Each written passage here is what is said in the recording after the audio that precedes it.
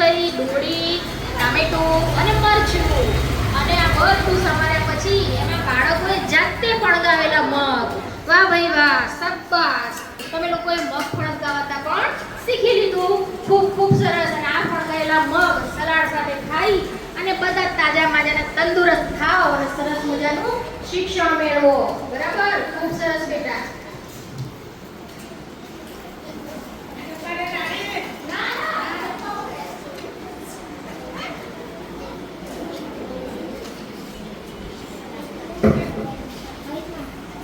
સાચવીને હા.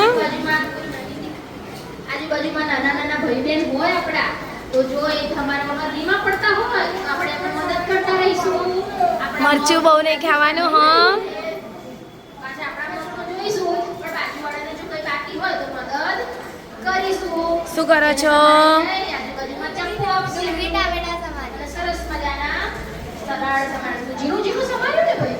બધા ઝીણું ઝીણું કરજો હો. પછી ઘરે છે ને તમને જો સમારતા આવડી જાય ને, એટલે ખાસ કરીને છોકરા હોય તો કહી દેજો કે શાક તો આજથી અમે જ સમારીશું મમ્મી, અમને આવડી ગયું.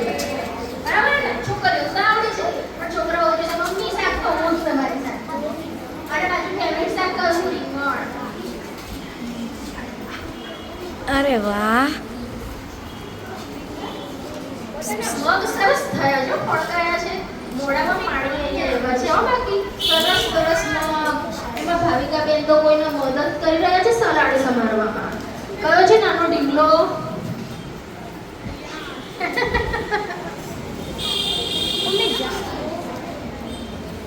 દર શનિવારે આપણે આવી જ પ્રવૃત્તિઓ કરવાની છે. એ પ્રવૃત્તિઓમાંથી જીવનમાં જરૂરી એવા મૂલ્યો શીખવાના છે, જ્ઞાન મેળવવાનું છે, પણ મજા કરવાની છે. તો તમે બધા એક સાથે કહેજો કે શું દર શનિવારે તમે આવી પ્રવૃત્તિઓ કરવા શાળામાં આવવા તૈયાર છો? આવતા વખતે તો આનાથી પણ મોટો અવાજ આવે એટલી બધી સંખ્યામાં હાજર રહેશો? સરસ, વેરી ગુડ. શાહી તારું લઈએ બેટા. મગ લઈ આવ. આંખો વળી છે, એને ચિંતા કરવાની જરૂર નથી. ડીશ લાવ. ડીશમાં આપશે ભવિકા મેડમ છે. ડુંગળી સમારવાનો એક ફાયદો છે. ડુંગળી સમારો એટલે આંખમાં પાણી આવે. હવે આંખમાં પાણી આવે એટલે આપણા આંખોમાં રહેલી ગરમી દૂર થાય. અને આંખોની ગરમી દૂર થાય એટલે એવું સમજવું કે આંખો સ્વસ્થ થાય છે. આપણી આંખો સારી થઈ રહી છે.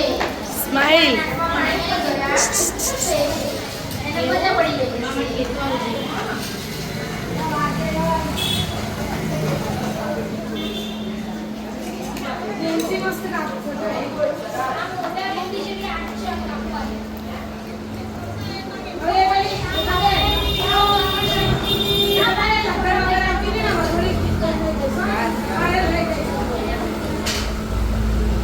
મારું વિડીયો ઉતારો છે.